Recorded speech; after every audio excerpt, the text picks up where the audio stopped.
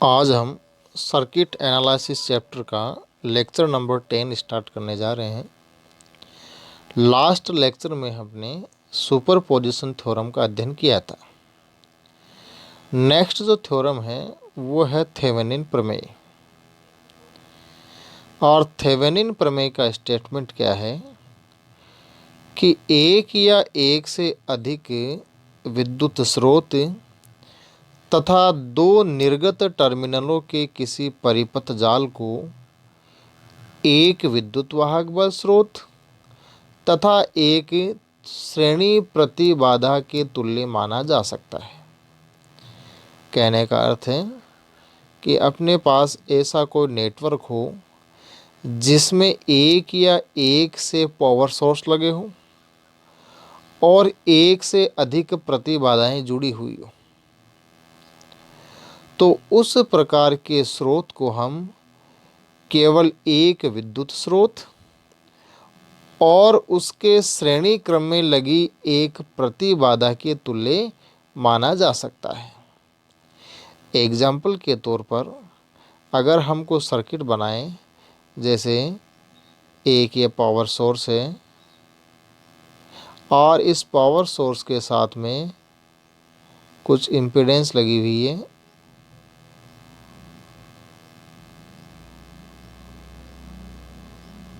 ये और बाह्य रूप से हमने एक प्रतिबाधा ZL लगा रखी।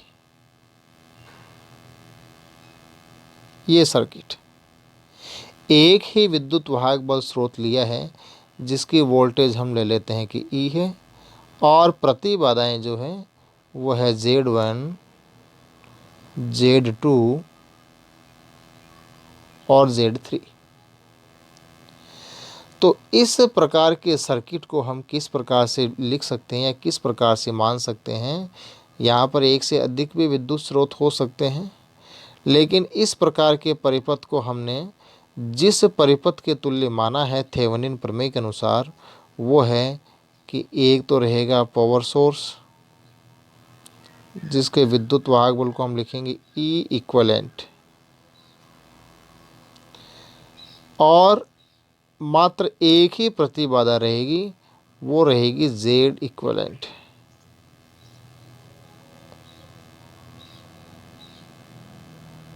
इस प्रकार से बाह्य प्रतिबाधा अपनी जगह है। तो थेवेनिन प्रमेय के अनुसार एक या एक से अधिक विद्युत स्रोत तथा दो निर्गत टर्मिनलों के किसी परिपथ जाल को एक विद्युत वाहक बल स्रोत तथा एक श्रेणी प्रतिबाधा के तुल्य माना जा सकता है। अब यहाँ पर जो तुल्य परिपथ हमने माना है, उस तुल्य परिपथ में विद्युत वाहक बल का मान तो कितना होगा, और जो श्रेणी प्रतिबाधा हमने लिखी है उस श्रेणी प्रतिबाधा का मान कितना होगा, उसकी वैल्यू हमें निकालनी है। तो विद्युत वाहक बल का मान निकालने के लिए तुम क्या करेंगे कि जो हमारी बाह्य प्रतिबाधा है उसको हटा करके उसके सिरों के मध्य कितना वोल्टेज है, वो वोल्टेज तुल्य विद्युत वाहक बल के बराबर होगा। और जब हमें श्रेणी प्रतिबाधा का मान निकालना है तो वह श्रेणी प्रतिबाधा का मान होगा कि जो हमारा पावर सोर्स दिया है, विद्युत स्रोत दिया है, उस विद्युत स्रोत को हटा करके उसे उसकी आंतरिक प्रतिबाधा से प्रतिस्थापित कर देंगे और तब आउटपुट टर्मिनल के बीच में कितनी प्रतिबाधा है, वो प्रतिबाधा इस श्रेणी प्रतिबाधा के तुल्य होगी। ये जो श्रेणी प्रतिबाधा हमने ली है, तो सबसे पहले हम निकालेंगे कि जो तुल्य परिपथ हमने बनाया है उस तुल्य परिपथ के विद्युत वाहक बल का मान कितना है, और उस विद्युत वाहक बल का मान ज्ञात करने के लिए हमने बाह्य प्रतिबाधा को तो हटा दिया, जैसे यहाँ से हटा दिया इस सर्किट में, और बाह्य प्रतिबाधा को हटा करके जो आउटपुट टर्मिनल है, निर्गत टर्मिनल है, उनके बीच की वोल्टेज ज्ञात करेंगे। एक तो ये आउटपुट टर्मिनल और दूसरा ये आउटपुट टर्मिनल। इन दोनों के बीच की वोल्टेज ई इक्विवेलेंट का मान हम ज्ञात करेंगे। अब इस सर्किट को ध्यान से देखें तो इस सर्किट के आउटपुट जो टर्मिनल है वो ओपन है, और आउटपुट टर्मिनल ओपन होने के कारण इस इम्पीडेंस Z2 से किसी भी प्रकार की कोई करंट फ्लो नहीं होगी। और जब इस इम्पीडेंस से कोई करंट फ्लो नहीं हो रही है तो हम इस सर्किट में से इसको हटा सकते हैं, क्योंकि इसकी कोई इम्पोर्टेंस अब यहाँ पर नहीं है, करंट तो फ्लो हो रही नहीं है। और अगर इसको यहाँ से हटा दें तो हमें फिर तुल्य परिपथ मिलता ही है। Z2 को हटा दिया इसको। अब इस तुल्य परिपथ में देखें तो ई इक्विवेलेंट की वैल्यू कितनी है? ई इक्विवेलेंट की वैल्यू है कि Z3 के दोनों सिरों के बीच में कितना वोल्टेज है, या इम्पीडेंस Z3 पर कितना वोल्टेज ड्रॉप है। और वो वोल्टेज ड्रॉप अगर निकालें तो ओम के नियम से हम सामान्य फॉर्मूला है कि V is equal to I R. V is equal to I R. I बहने वाली करंट है वो ले रखी है, और R की जगह अपने पास आएगी इम्पीडेंस Z3। तो इम्पीडेंस Z3 के सिरों पर वोल्टेज ड्रॉप या इम्पीडेंस Z3 के सिरों के मध्य वोल्टेज डिफरेंस, ये हमारा तुल्य विद्युत वाहक बल होगा, और उसकी वैल्यू है E equivalent is equal to I Z3। हमें करंट की वैल्यू निकालनी है इस सर्किट में। तो करंट की वैल्यू कैसे निकालते हैं? जो लूप बनाया अपने, उस लूप में करंट I बह रही है, वही करंट Z3 से फ्लो हो रही है। तो current I is equal to होता है कि सर्किट में हमने कितना विद्युत वाहक बल लगा रखा, वो तो है E, और उस सर्किट की टोटल इम्पीडेंस कितनी है, और वो टोटल इम्पीडेंस है यहाँ पर Z1 और Z3, ये दोनों एक दूसरे से के साथ श्रेणी क्रम में हैं, तो श्रेणी क्रम में प्रतिबाधाएं जुड़ जाती है Z1 प्लस Z3। यही वैल्यू हमने यहाँ लिखी है। E equivalent is equal to I की जगह E upon Z1 plus Z3 into R की जगह Z3। तो यह तो हुआ अपना तुल्य विद्युत वाहक बल का मान। अब लेते हैं श्रेणी प्रतिबाधा का मान, जिसको हम Z इक्वलेंट से लिखेंगे ये जो,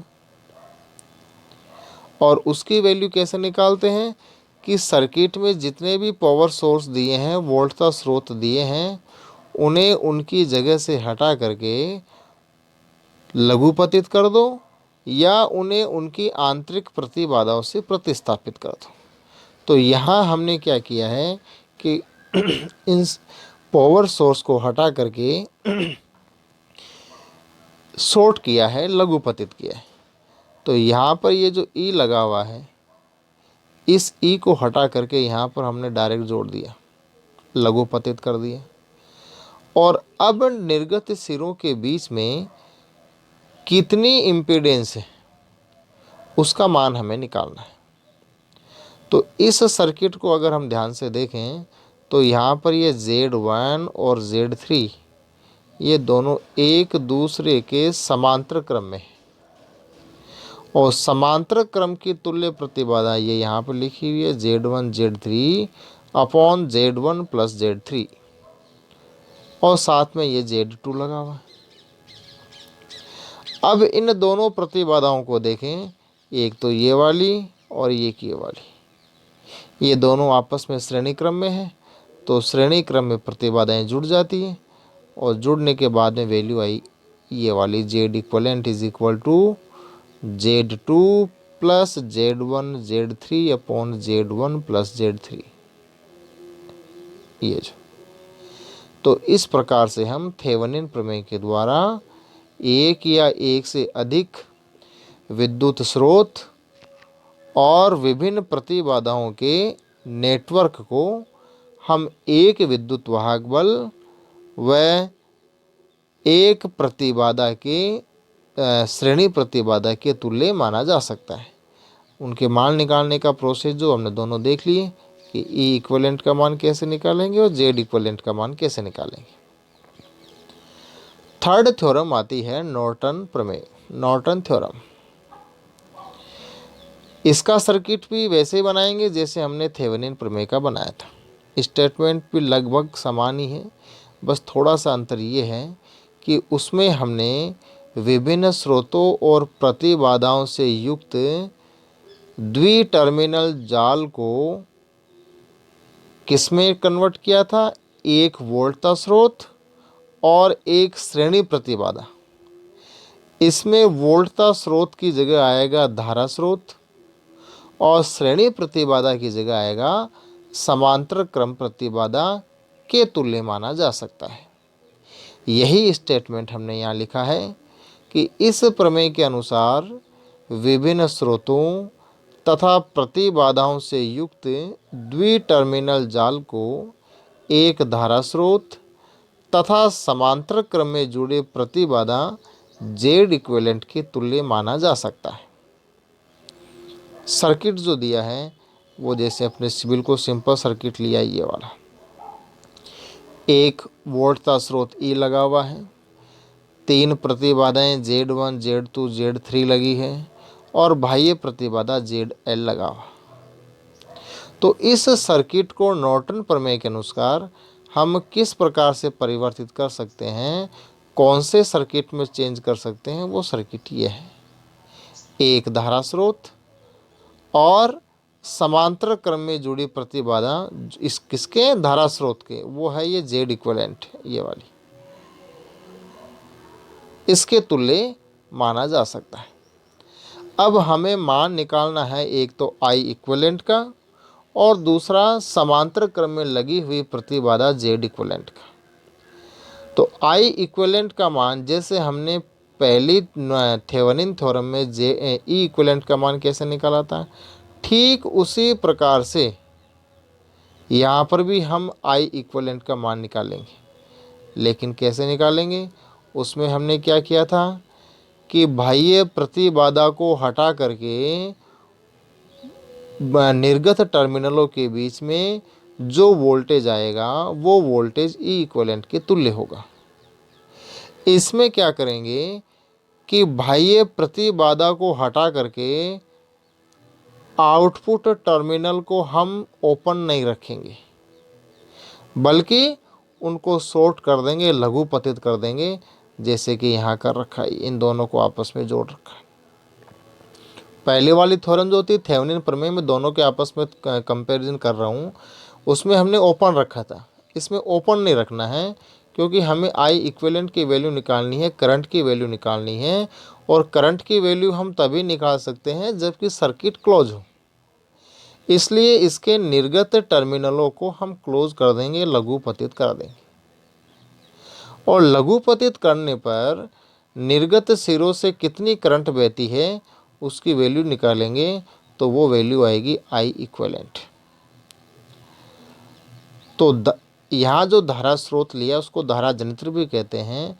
तो धारा जनित्र से उत्पन्न आई इक्विवेलेंट का मान दोनों निर्गत टर्मिनलों के मध्य प्रवाहित लघुपतित धारा के तुल्य होगा तथा प्रतिबाधा जेड इक्विवेलेंट का मान निर्गत टर्मिनलों के मध्य प्रभावी प्रतिबाधा के तुल्य होगा, जबकि समस्त स्रोतों को उनकी आंतरिक प्रतिबाधाओं से प्रतिस्थापित कर दिया जाए। जेड इक्विवेलेंट का मान तो वैसे ही निकाला है जैसा थेवेनिन प्रमेय में निकाला था।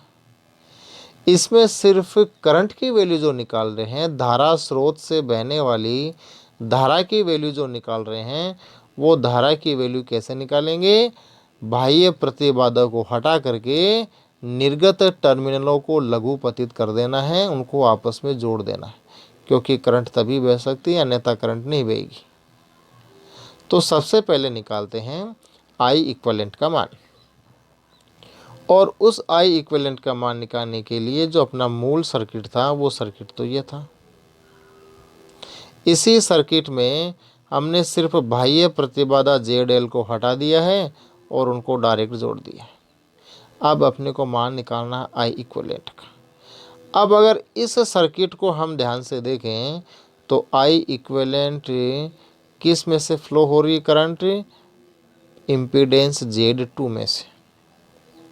तो हमें मान निकालना है कि Z2 से बहने वाली करंट कितनी है, और Z2 से बहने वाली करंट की वैल्यू निकालें तो करंट इज इक्वल टू होता है, जिस प्रतिबाधा से निकलने वाली करंट हम निकाल रहे हैं, जिस प्रतिबाधा से फ्लो होने वाली करंट हम निकाल रहे हैं, उस प्रतिबाधा के सिरों के बीच का पोटेंशियल डिफरेंस, उसको मैं यहाँ पर कॉमन वर्ड V से लिख रहा हूँ, अपॉन उसकी इम्पीडेंस, जैसे यहाँ Z2 है। यहाँ V की जगह क्या आएगा?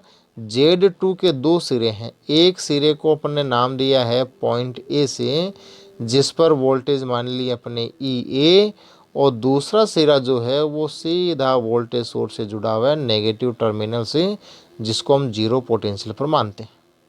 तो पोटेंशियल डिफरेंस कितना आएगा? EA minus 0 upon Z2। Equation number first, I equivalent is equal to EA upon Z2। अब हमें ज्ञात करना है किसी भी एक संधि बिंदु हमने A लिया है उस पर पोटेंशियल की वैल्यू, और किसी भी संधि बिंदु पर पोटेंशियल की वैल्यू ज्ञात करनी हो तो हम किरचॉफ का धारा नियम काम में लेते हैं। और वो किरचॉफ का धारा नियम क्या है कि किसी भी संधि बिंदु पर मिलने वाली और निकलने वाली धाराओं का बीजगणितीय योग शून्य होता है। मिलने वाली धाराओं को हम पॉजिटिव साइन के साथ लिखते हैं और निकलने वाली धाराओं को हम नेगेटिव साइन के साथ लिखते हैं। अब अगर संधि बिंदु पर हम किरचॉफ का प्रथम नियम लगाएं तो वोल्टेज सोर्स से निकलने वाली करंट Z1 से फ्लो होती हुई संधि बिंदु A पर आएगी। तो संधि बिंदु पर मिलने वाली करंट कौन सी है? जो Z1 से फ्लो हो रही है। उस करंट की वैल्यू कितनी आएगी? Z1 के सिरों के बीच का पोटेंशियल डिफरेंस कितना है? E minus EA upon Z1। यही वैल्यू हमने यहाँ लिखी है। जो पहली करंट है ये वाली E minus EA upon Z1। फिर लेते हैं, आगे बढ़ते हैं हम। तो यहाँ से जो करंट आ रही है Z1 से, वो संधि बिंदु A पर आई, और संधि बिंदु A पर आने के पश्चात इसका एक पार्ट Z2 से फ्लो होगा और एक पार्ट Z3 से फ्लो होगा। ये संधि बिंदु से निकलने वाली करंट है, इसलिए इनको नेगेटिव साइन के साथ लिखेंगे। तो Z2 से बहने वाली करंट कितनी आएगी? डिफरेंस है पोटेंशियल का EA minus 0 upon Z2। EA minus 0 upon Z2, ये वाला पार्ट।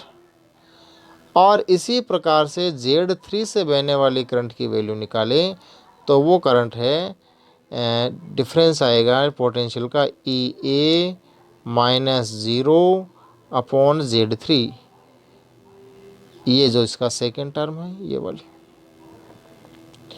तो संधि बिंदु पर A पर किरचॉफ के धारा नियम लगाने पर ये अपने को इक्वेशन मिली, और इस इक्वेशन को सोल्व करने पर संधि बिंदु पर पोटेंशियल की वैल्यू आती है ये वाली कि EA is equal to EZ2 Z3 upon Z1 Z2 plus Z1 Z3 plus Z2 Z3। ये EA की वैल्यू हम रखेंगे समीकरण नंबर 1 में। समीकरण 1 में जब EA की वैल्यू लिखते हैं तो हमें समीकरण मिलती है ये वाली। Z2 कैंसिल हो जाएगा तो I इक्विवेलेंट की वैल्यू आएगी EZ3 upon Z1 Z2 plus Z1 Z3 plus Z2 Z3। अब हम वैल्यू निकालेंगे Z इक्विवेलेंट का मान, कि समांतर क्रम में जो हमने प्रतिबाधा लगाई है तुल्य परिपथ में, उस Z इक्विवेलेंट का मान कैसे निकालेंगे। और वो Z इक्विवेलेंट का मान हम ठीक उसी प्रकार से निकालेंगे जैसे कि हमने थेवेनिन प्रमेय में निकाला था। कैसे ज्ञात किया था कि Z इक्विवेलेंट का मान निर्गत टर्मिनलों के मध्य तुल्य प्रतिबाधा के बराबर होगा। कब? जबकि स्रोतों को हटा करके उन्हें उनकी आंतरिक प्रतिबाधाओं से प्रतिस्थापित कर दें या स्रोतों को हटा करके लघुपतित कर दें। तो यहाँ पर क्या किया, मूल सर्किट में यहाँ पर अपने पावर सोर्स लगा था, उसको हटा करके हमने डायरेक्ट जोड़ दिया है, शॉर्ट कर दिया है। और निर्गत सिरों के बीच ये जो दो सिरे हैं, इनके बीच हम प्रतिबाधा का मान निकालेंगे। और वो प्रतिबाधा का मान निकालें तो यहाँ पर देखते हैं कि Z1 और Z3 ये दोनों एक दूसरे के समांतर क्रम में, समांतर क्रम में निकालेंगे इनकी तुल्य प्रतिबाधा, तो वो आएगा Z1 Z3 upon Z1 plus Z3। इन दोनों की समांतर प्रतिबाधा इस Z2 के साथ श्रेणी क्रम में, श्रेणी क्रम में है तो दोनों को आपस में ऐड कर देंगे। और ऐड करने पर जो वैल्यू आती है वो है Z equivalent is equal to Z2 plus Z1 Z3 upon Z1 plus Z3। ये आई अपनी Z इक्वलेंट का मान। तो इस प्रकार से हम थेवेनिन प्रमेय और नॉर्टन प्रमेय को काम में लेकर के सहायता से हम किसी जटिल जाल को एक सिंपल सर्किट में कन्वर्ट कर सकते हैं। दोनों में अंतर ध्यान रखिएगा कि थेवेनिन प्रमेय में हम तुल्य परिपथ में वोल्टेज सोर्स लेते हैं, जबकि नॉर्टन प्रमेय में हम तुल्य परिपथ में करंट सोर्स लेते हैं। थेवेनिन प्रमेय में तुल्य परिपथ में विद्युत वाहक बल का मान कैसे निकालते हैं? निर्गत टर्मिनलों के मध्य निकालते हैं। कैसे? बाह्य प्रतिबाधा को हटा करके। और नॉर्टन प्रमेय में हम करंट सोर्स की करंट निकालते हैं, वो भी निर्गत टर्मिनलों के बीच ही निकालते हैं, लेकिन टर्मिनल को क्लोज करके। थेवेनिन प्रमेय में हम टर्मिनल को ओपन रखते हैं। और तुल्य प्रतिबाधा जो था थेवेनिन प्रमेय में हमने वोल्टेज सोर्स के श्रेणी क्रम में प्रतिबाधा को लिया है, और नॉर्टन प्रमेय में हमने करंट सोर्स के समांतर क्रम में प्रतिबाधा को लिया है। और उस प्रतिबाधा की वैल्यू निकालने का दोनों ही थ्योरम में एक ही तरीका है, और वो तरीका क्या है कि वोल्टेज सोर्स को हटा करके शॉर्ट कर दो, लघुपतित कर दो, और निर्गत टर्मिनलों के बीच में कितनी तुल्य प्रतिबाधा आती है उसकी वैल्यू निकाल लो। तो इस प्रकार से हम दोनों थ्योरम की सहायता से किसी भी जटिल नेटवर्क को सिंपल नेटवर्क में कन्वर्ट कर सकते हैं। नेक्स्ट थ्योरम जो आएगी वो आएगी पारस्परिकता प्रमेय, और इस थ्योरम को अब हम नेक्स्ट क्लास में लेंगे। धन्यवाद।